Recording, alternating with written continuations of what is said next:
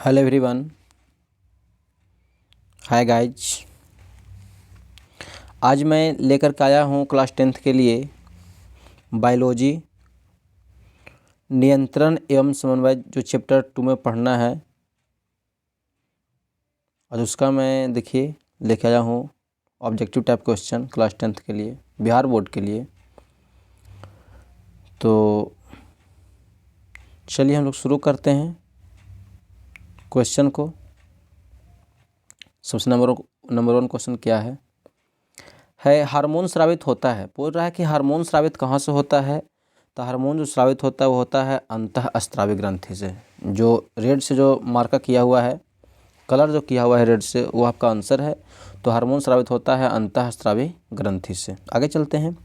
Goitre अथवा घेघा पनपता, मतलब ग्वाइटर मतलब हम लोग जो गला जो सूजना स्वेलिंग हो जाता है गला में, वो किसके कारण से होता है। तो वह होता है आयोडीन की कमी के कारण। किसके कारण होता है। तो होता है आयोडीन की कमी के कारण। Option number B. अगला है थायरॉक्सिन का स्रवण कहाँ होता है। ठीक है, मतलब थायरॉक्सिन जो निकलता है वह कहाँ से निकलता है। तो थायराइड ग्रंथि से निकलता है। ऑप्शन नंबर ए हो जाएगा। अगला क्वेश्चन है क्वेश्चन नंबर 4। मानव में डायलिसिस थैली है नेफ्रॉन। ठीक है, मानव में डायलिसिस थैली कहाँ होता है। तो नेफ्रॉन में होता है। अगला क्वेश्चन बोलता है कि भोजन का पचना किस प्रकार की अभिक्रिया है। तो हो जाएगा उपचयन अभिक्रिया। कौन सा हो जाएगा। ऑप्शन नंबर ए उपचयन अभिक्रिया। कौन सा पादप नियंत्रक फल बेचने वालों द्वारा उपयोग किया जाता है। इथाइलिन। मतलब बोल रहा है कि ऐसा कौन सा नियंत्रक है, मतलब कि पादप है, ठीक है ना, जो पौधों से प्राप्त होता है लेकिन उसे फल बेचने वाले प्रयोग करते हैं। तो होता है इथाइलिन। मतलब कि इथाइलिन को देख करके उन लोग जो फल को पकाने में काम करते हैं। अगला क्वेश्चन है वह संरचना जो उद्दीपन की पहचान कराती है क्या कहलाती है। ग्राही। क्वेश्चन नंबर 8 आगे है। निम्नलिखित में कौन सी एक अंतःस्रावी और बाह्य स्रावी ग्रंथि दोनों प्रकार की होती है। मतलब कि बाहर के और अंदर के दोनों ग्रंथि ऐसा कौन सा है। तो उसे अग्नाशय बोलते हैं। अगला क्वेश्चन बोल रहा है कौन सी अंतःस्रावी ग्रंथि वृक्क के दोनों ओर ऊपर स्थित होती है। मतलब ऐसा कौन सा ग्रंथि है, अंतःस्रावी ग्रंथि है, अंदर की ग्रंथि है जो वृक्क के दोनों ओर ऊपर में स्थित है, वह है एड्रिनल ग्रंथि। जीवों में ध्वनि ग्रहण करने के लिए संवेदी अंग है, हो जाएगा श्रवणग्राही। क्या हो जाएगा। जीवों में ध्वनि ग्रहण करने के लिए कौन सी अंग है। तो हो जाएगा श्रवणग्राही। अगला मतलब कि श्रवणग्राही से हम लोग जो है सुनने का काम करते हैं। वृक्क के ऊपर स्थित अंतःस्रावी ग्रंथि कौन सी है। हो जाएगा अधिवृक्क ग्रंथि। अगला क्वेश्चन बोल रहा है अधिकतर पादप नियंत्रक उत्पन्न होते हैं। तो ऑप्शन नंबर ए और बी दोनों में। बढ़ते तने के अग्रभाग पर और हो जाएगा बढ़ती जड़ के अग्रभाग पर। बोलता है कि अधिकतर पादप नियंत्रक जो उत्पन्न होते हैं वो कहाँ होते हैं। तो बढ़ते तने के अग्रभाग पर, अग्र मतलब अगला भाग पर, और बढ़ती जड़, ठीक है ना, जो नीचे का जो मिट्टी के अंदर है उसके अग्रभाग पर। बीज रहित फलों के बनने को कहते हैं, क्या कहते हैं। तो उसे बोलते हैं अग्र प्रभाविकता। बीज रहित फलों के बनने को क्या कहते हैं, जिसे उसे बोलते हैं अग्र प्रभाविकता। निम्नलिखित में से कौन सा पादप हार्मोन है। हो जाएगा साइटोकाइनिन। पादप हार्मोन कौन सा है। तो साइटोकाइनिन। मतलब कि पादप मतलब जो पेड़ पौधे से प्राप्त होते हैं उसे पादप बोला जाता है। तो इंसुलिन, थायरॉक्सिन और एस्ट्रोजन तो हमारे मनुष्य के अंदर पाए जाते हैं, लेकिन साइटोकाइनिन जो है पेड़ पौधे से प्राप्त किया जाता है। दो तंत्रिका कोशिका के मध्य खाली स्थान को क्या कहते हैं। हो जाएगा सिनेटिक दरार, सिनेप्स जिसे बोलते हैं। दो तंत्रिका कोशिका के मध्य खाली स्थान को क्या कहते हैं। सिनेटिक दरार या सिनेप्स बोलते हैं। ठीक है। अगला है मस्तिष्क उत्तरदायी है। तो मस्तिष्क उत्तरदायी हो जाएगा उपरोक्त सभी। सोचने के लिए, हृदय स्पंदन के लिए, शरीर का संतुलन बनाने के लिए।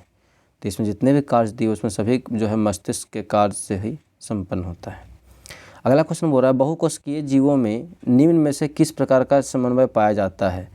तो हो जाएगा दोनों, जैसे में रासायनिक समन्वय और तंत्रिका समन्वय। बहुकोशिकीय जीवों में निम्न में से किस प्रकार का समन्वय पाया जाता है। तो हो जाएगा रासायनिक समन्वय और हो जाएगा तंत्रिका समन्वय। उपयुक्त हो जाएगा दोनों। अगला क्वेश्चन चलते हैं। आगे बोल रहा है तंत्रिका कोशिकाएं कितने प्रकार की होती है। तो हो जाएगा 3 प्रकार की। ठीक है, ऑप्शन नंबर सी। प्रतिवर्ती चाप कहाँ बनते हैं। प्रतिवर्ती चाप कहाँ बनते हैं। तो ऑप्शन हो जाएगा ए मेरुरज्जु में। अगला क्वेश्चन है शरीर की प्रधान नियंत्रक ग्रंथि किसे कहा जाता है। शरीर की प्रधान नियंत्रक ग्रंथि किसे कहा जाता है। तो हो जाएगा पीयूष ग्रंथि को। अगला क्वेश्चन है अंतःस्रावी ग्रंथियाँ कहाँ होती है। हो जाएगा नलिका विहीन में।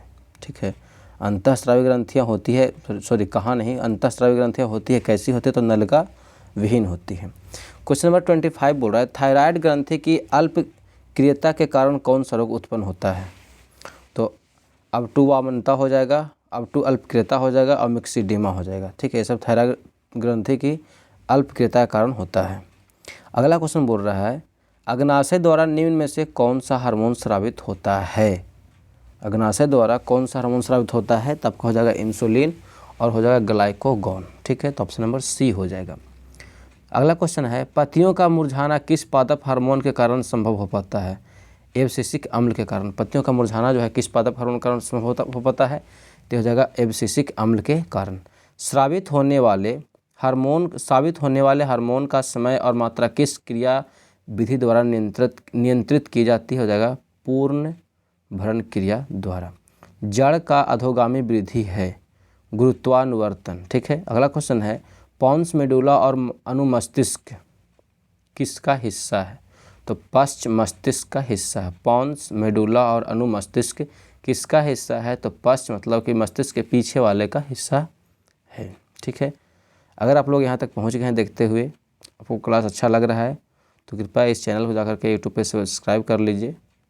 ठीक है, लाइक कीजिए, शेयर कीजिए, कमेंट्स कीजिए।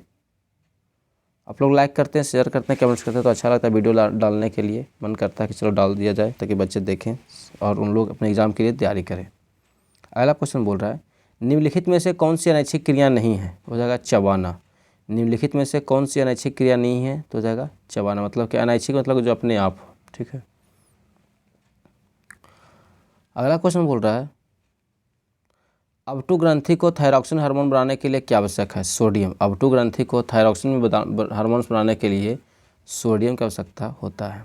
अगला क्वेश्चन बोल रहा है मस्तिष्क का कौन सा भाग शरीर की स्थिति तथा संतुलन का अनुरक्षण करता है, हो जाएगा अनुमस्तिष्क।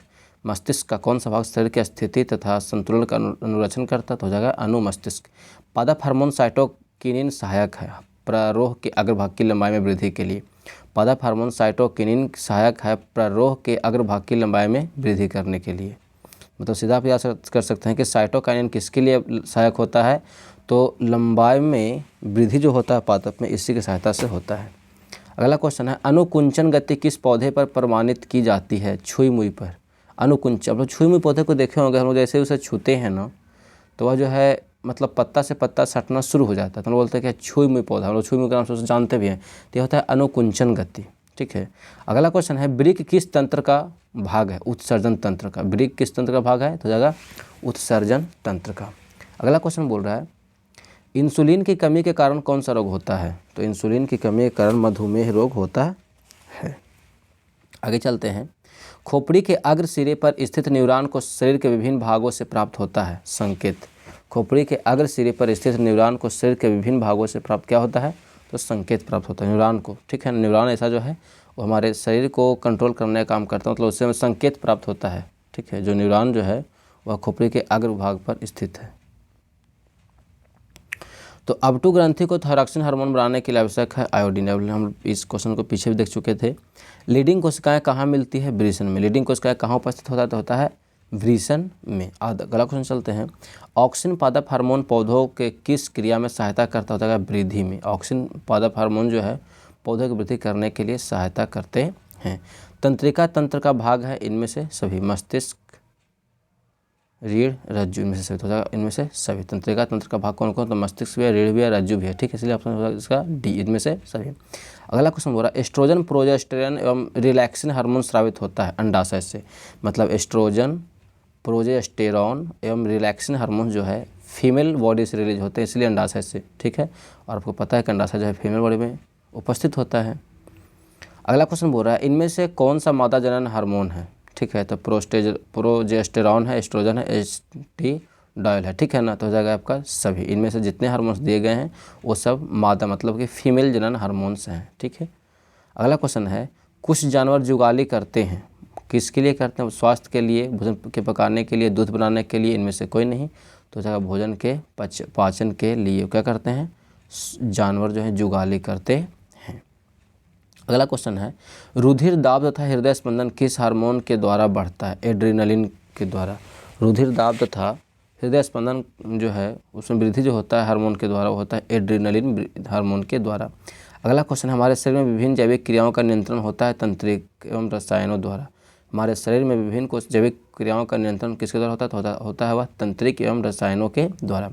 एब्सिसिक एसिड किस तरह का रसायन है? यह है वृद्धि रोधक की तरह, ठीक है ना। मतलब कि एब्सिसिक एसिड जो है वृद्धि रोधक मतलब वृद्धि को रोकने का काम करता है, वृद्धि रोधक की तरह, ठीक है। अगला बोलता है बीज रहित पौधों के उत्पन्न में सहायक होते हैं ऑक्सिन एवं जिबरेलिन्स दोनों। बीज रहित पौधों के उत्पादन में कौन कौन सहायक होते हैं? तो ऑक्सिन एवं जिबरेलिन्स दोनों सहायक होते हैं। इनमें कौन फल पकाने के लिए प्रयुक्त होते हैं? जिबरेलिन्स। जिबरेलिन्स का काम क्या है? फल को पकाना, ठीक है। तो हम लोग का 50 क्वेश्चन का ऑब्जेक्टिव मैं लेके आप लोगों के लिए आया था। लोग इसे देखिए, सीखिए, याद कीजिए और अपने दोस्तों के साथ में शेयर कीजिए। 10th के जो एग्ज़ाम देने वाले 2022 के बच्चे BA से भी, उनके लिए बहुत कारगर होने वाला है। चलिए आगे देखते हैं क्या क्या है।